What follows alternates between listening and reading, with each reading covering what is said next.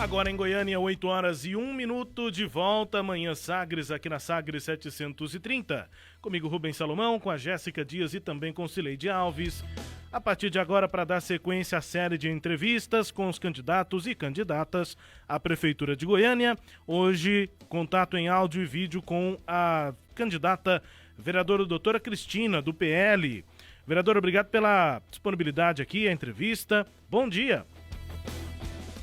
Bom dia, Rubens Salomão, bom dia a todos os ouvintes e os internautas também, bom dia, Cileide Alves, é um prazer estar com vocês no Sistema Sagres. Primeiro, falar sobre o que foi o principal assunto até agora da campanha da senhora, que foi a efetivação ou não da candidatura. Qual é a situação neste momento, doutora? Neste momento, sou candidata, vou para as urnas, meu nome já está registrado nas urnas. Antes de ontem, né, na segunda-feira, tivemos mais uma vitória. A defesa, ou a assessoria jurídica do candidato Maguito Vilela entrou com uma ação no STF, o ministro Fachin já não deu nem prosseguimento, mandou retornar para Goiás. Então, não teve sustentação a defesa deles e nós seguimos aí candidata no domingo, doutora Cristina nas urnas, 22. E Sadala Jorge, nosso vice, né? Sadala Jorge Jamac. Sim, Cileide. Candidata, tem um caso semelhante ao da senhora lá em São Paulo, que com decisão diferente, né? Que é do Felipe Sabará, do Novo, que o partido tentou desidratar a candidatura dele e não conseguiu, aí por último retirou o candidato a vice, o vice renunciou, e o Tribunal Regional Eleitoral entendeu que sem vice ele não podia continuar, porque o vice é uma indicação do partido e o partido não indicou o vice. Por que tem essas interpretações diferentes? Não corre o risco de ainda ter esse tipo de interpretação no seu caso?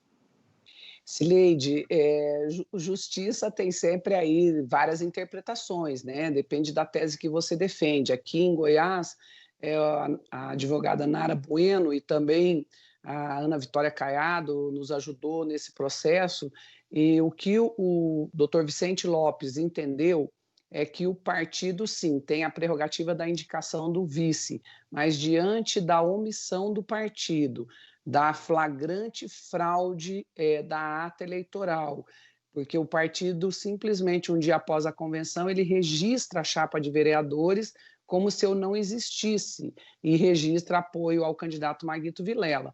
Diante dessa flagrante fraude à convenção partidária, que é o fundamento na democracia para a escolha de candidaturas, o tribunal entendeu, através do Dr. Vicente Lopes, e eu já tinha tido vitória no tribunal por 7-0, ele entendeu que, diante da omissão do partido, cabia a mim, enquanto candidata prejudicada por essa determinação do partido, ou omissão do partido, ele me concedeu o direito de indicar. Eu não conheço o caso do Felipe em São Paulo, né, do Novo, conheço muita gente aí do Novo, mas não conheço esse caso em específico, mas talvez ele não tivesse provas. As nossas provas são contundentes, elas são provas muito claras de que o partido fraudou, né? Ele entrega um documento falso à Justiça Eleitoral.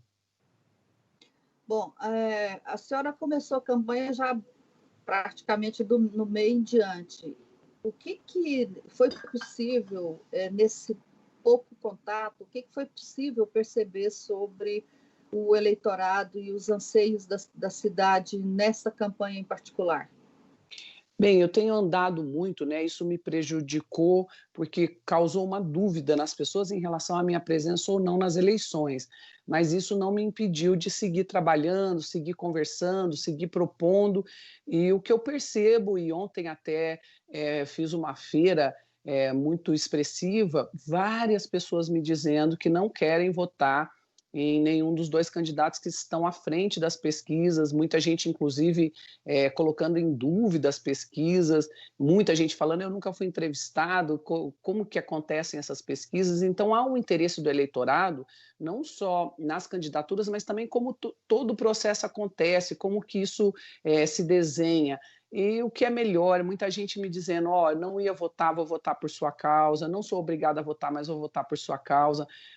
Hoje que as pessoas têm a certeza da minha presença nas eleições, a gente conseguiu crescer muito, mas o ambiente, Cileide, não está um ambiente animado, não está um ambiente onde as pessoas estejam com vontade de ir votar. Não, a maioria está indo votar por uma obrigação cívica, já que o voto esse ano é facultativo, né? Mas está indo votar por uma obrigação cívica, por responsabilidade com a cidade. Mas não há uma motivação, um ânimo o voto na eleição. Não é facultativo, não. Não, a multa, desculpa. A multa é facultativa esse ano. Bom, apesar de haver, claro, né, pessoas que procuram a senhora para falar que não quer votar, o que a gente sabe, com base aí nas pesquisas, é que perto aí da metade da população quer votar por continuidade, porque é o discurso que prevalece dos dois candidatos líderes aí da campanha. Isso, na sua opinião, explica por que os demais candidatos não conseguiram até hoje ter conseguir um elo, uma comunicação direta com o eleitor para as candidaturas deles? Bem, são vários fatores aí que influenciam nessa vontade de continuidade, nesse apoio à continuidade. Uma estrutura financeira, né, Cileide? Hoje, se você tem no jornal o Popular uma matéria grande aí, a estrutura financeira é absurda, as diferenças, né? E quando eu tenho uma estrutura financeira forte, eu vou conseguir contratar muito mais pessoas, eu vou ter um material de melhor qualidade, vou ter mais bandeira, mais carros circulando aí todos os dias, né, com a presença do candidato, que agora é obrigatória. Mas, enfim, a estrutura é absolutamente diferente e isso, na minha opinião, pode motivar as pessoas a acreditar que essa continuidade é o melhor caminho. Pois é, mas aí, olhando os números aqui, a gente percebe que quem gastou mais não foi só o líder das pesquisas. O primeiro lugar em gastos é Vanderlan Cardoso, R$1.900.000 nessa campanha. Em segundo lugar está Thales Barreto, do PSDB, que está lá embaixo nas pesquisas, ele já gastou R$1.100.000. Depois o Elias Vaz, deputado federal, que também está embaixo nas campanhas, com R$610.000. O Major Araújo, também embaixo nas pesquisas, R$598.000. Samuel Almeida, R$516.000, também não está na liderança. Adriana Corse, com R$406.000, aí que vem o segundo colocado, 460, Adriana, aí que vem o segundo colocado, Maguito Vilela, R$406.000. A senhora que aparece com 43.000, até porque começou a campanha brigada com o partido e, obviamente, não está tendo acesso aos fundos, né, candidata? Então, assim, por esse extrato aqui, não é o dinheiro que está fazendo a diferença nas pesquisas eleitorais. Bem, primeiro, eu não estou brigada com o partido, nunca briguei com o partido. Eu tive uma divergência com os dirigentes partidários do estado de Goiás. A decisão dos dirigentes foi me tirar do processo e isso eu discordei, briguei na justiça e ganhei na justiça. Então, não há briga com o partido de maneira alguma. Segundo, eu vejo que o gasto é importante, talvez os candidatos que tenham aí um alto índice de investimento não estão conseguindo se comunicar, ou, né, eu assisti um candidato sair de um debate, eu acho que isso é muito ruim, assisti outro candidato não ir a nenhum debate, inclusive aqui da Sagres, né? São pessoas que não estão mostrando o seu projeto, não estão mostrando ao que vieram, não estão mostrando a sua proposta. E o eleitorado está atento, mas eu sigo insistindo aí, há sim uma determinação financeira nessa campanha. Talvez o candidato Maguito ainda não tenha declarado tudo que ele já investiu, porque são várias etapas da prestação de contas, isso pode aparecer num outro momento, né?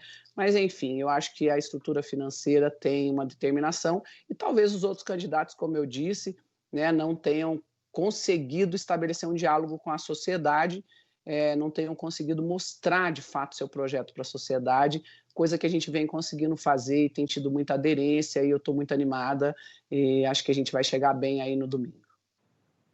Mesmo com pouco dinheiro. Pois é, o Thales Barreto, que era do partido que a senhora era afiliada até recentemente, até o início desse ano, ele gastou, é o segundo maior gasto, 1.100.000 reais, e parece quase traço nas pesquisas. A senhora acha que se tivesse a senhora no PSDB seria diferente? Tenho certeza. Lá atrás eu já tinha esse diálogo dentro do partido. O Thales ele nunca teve consistência eleitoral em Goiânia. Na eleição de 2018, ele fez perto de 3.000 votos em Goiânia. Eu fiz 20.811 votos em Goiânia, né? Eu fui a segunda colocada da campanha para deputado estadual em Goiânia, mas não era a consistência eleitoral que o partido buscava, e a escolha recaiu, então, sobre o candidato Thales, que está mostrando aí nas pesquisas. Não há dinheiro que o faça decolar, porque ele não tem consistência eleitoral com Goiânia, ele não tem história em Goiânia, ele já foi candidato a vereador e não conseguiu ser eleito, ele não tem uma ligação e nem colégio eleitoral que o sustente dentro da cidade de Goiânia. Então, no caso específico do Thales, não será dinheiro que o colocará em uma boa posição nas pesquisas e nem nas urnas na eleição de domingo. Se não era consistência eleitoral que o PSDB buscava, o que o PSDB buscava, então, candidato? Bem, Salomão, isso não foi me dito, mas quando o atual presidente do partido assumiu, ele já falava naquele momento em Thales Barreto para candidato a prefeito, né? E eu até brinquei, ele falou, que tal Thales Barreto para a prefeitura de Goiânia? Eu falei, que tal doutora Cristina? Talvez, né, e aí é uma suposição, não estou aqui afirmando, talvez eles quisessem alguém do núcleo duro aí para defender os governos do PSDB, que tem muito bom serviço entregue. Eu não teria menor problema em defender, mas acho que meu nome não era o nome de confiança, talvez, né? Eu estou supondo, não é uma afirmação. Sileide. Candidata, a senhora é vereadora, né, segundo mandato? Segundo mandato. E a Câmara de Goiânia está encerrando essa legislatura sem votar alguns projetos importantes. O último deles, o plano diretor, que foi retirado pelo prefeito depois de uma solicitação do Ministério Público por conta de uma emenda apresentada de última hora na Câmara. A senhora assinou essa emenda, em que, num processo estranho lá, sem discussão, de aumentar a área de expansão urbana de Goiânia em cerca de 27%. A Câmara já tinha deixado de votar também o Código Tributário. A própria Câmara a Procuradoria da Câmara fez um estudo mostrando que há vários códigos importantes a serem votados. Essa Câmara falhou em não conseguir apresentar à cidade as leis que a cidade necessitava? Bem, são dois projetos de alta complexidade, tanto o Código Tributário, eu não participei efetivamente da discussão porque não foi para a plenária, né? E aquele momento eu não fazia parte da CCJ, eu passei a integrar a CCJ em 2019, né? O exercício de 2019 e 2020.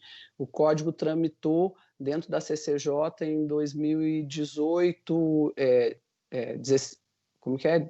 16, 17, 18, né? Então, eu não participei efetivamente do debate, mas apresentei dentro da CCJ algumas emendas de incentivo fiscal, principalmente relacionadas ao centro da cidade, a pequenos empreendedores, ao artesanato, às cooperativas, que eu acredito muito nesse mecanismo aí econômico. Houve muita discussão, muitas emendas, o projeto não veio com uma qualidade boa, como também não veio o plano diretor. O plano diretor ele atrasou 2 anos para chegar na Câmara, ele deveria ter sido entregue em 2018, porque a revisão é a cada 10 anos, né? Ele deveria ter sido entregue em 2018, ele chegou na casa em 2020, eu fui relatora dentro da CCJ, e na CCJ eu apresentei uma emenda retirando todas as áreas de expansão territorial, porque Goiânia não precisa expandir o seu território, precisa ocupar melhor o seu território. Eu votei na primeira votação, sou da comissão mista também, participamos do debate, das discussões, e fui presidente da subcomissão de desenvolvimento humano, que é uma área que muito me interessa, que está aí envolvida nessa área, cultura, esporte, assistência social e moradia popular. Em relação à assinatura dessa emenda, a nossa comissão tinha 20 emendas propostas, emendas muito objetivas, que uma das grandes falhas desse projeto do plano diretor é não ter plano setorial. Ele diz um monte de coisa, mas não fala quando e como serão feitas, quem fará, quem implementará essas propostas. Isso é uma grande falha de um projeto administrativo para uma cidade como Goiânia ou qualquer outra cidade, com uma perspectiva para os próximos 10 anos. Naquele momento, e eu quero deixar aqui bem claro, assinar uma emenda não significa votar ou aprovar a emenda. Assinar uma emenda pode ser uma intenção. Eu já declarei isso diversas vezes, vou repetir aqui. Eu tinha 20 emendas da nossa comissão de desenvolvimento humano. E eram várias, tinham mais de 200 emendas ali para serem assinadas. Eu pedi que selecionassem as nossas. Infelizmente, acabei assinando essa emenda, mas foi uma assinatura de uma emenda que nem votada dentro da comissão e nem plenária foi. Mas eu quero deixar claro que sou contra a expansão territorial, como o fui dentro da CCJ, retirando inclusive as áreas de maneira equivocada, foram apontadas aí para a expansão territorial pela prefeitura dentro do projeto original. Candidata, um erro da prefeitura, que foi a demora de entregar o projeto, justifica um erro da Câmara, que é não votar esse projeto, ou fazer um relatório, como foi o caso que aconteceu, do relator acatar todas as emendas, independentemente do teor dessas emendas, só para, aspas, agradar os vereadores, já que todo mundo trabalhou e precisava ter as emendas acatadas? Acho que um erro da prefeitura justifica o outro erro da Câmara na tramitação desse projeto? De forma alguma, um erro não justifica o outro, porém é um projeto de alta complexidade, você precisa tempo. Eu fui relatora dentro da CCJ, nós fizemos visitas técnicas a vários bairros de Goiânia, inclusive o que me deu base para apontar a retirada das áreas de expansão que estavam ali colocadas.